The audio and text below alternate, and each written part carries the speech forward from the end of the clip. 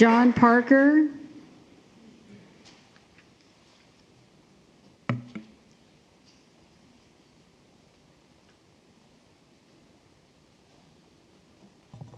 So I'm not going to talk about what I was going to talk about because it would get very graphic, and frankly, I don't think it's appropriate.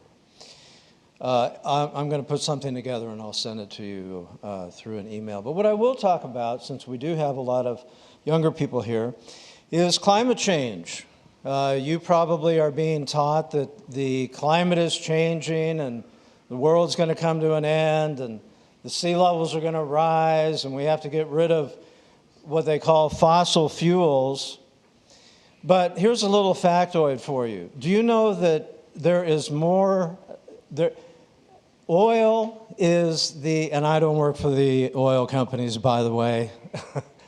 Oil is the second most prevalent liquid on the planet behind water, okay? Now, when I was growing up, we didn't have low sulfur fuels and we didn't have catalytic converters.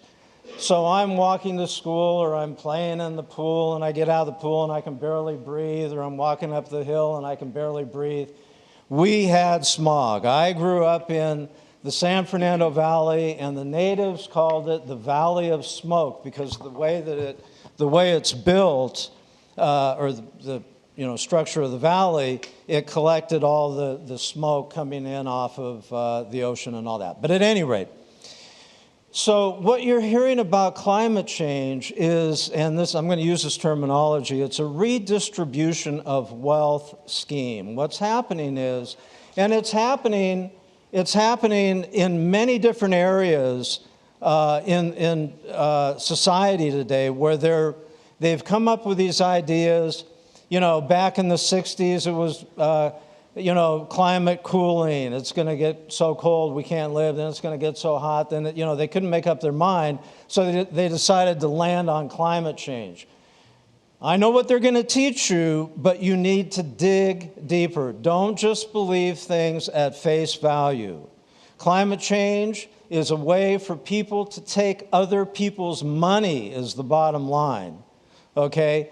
So dig into it. I was not prepared to talk about this at all, so I'm just kind of winging it here. But anyway, good luck. I believe that God created the planet, and the prevalence of petrochemicals, everything is made out of petrochemicals. And people are saying, we're going to completely eliminate fossil fuels. They're not fossils. And you're not going to have plastics. You're not going to have the phone that you have, everything, clothing, everything practically in your life is part of a petrochemical or made with a petrochemical. Thank you. Mindy Mont.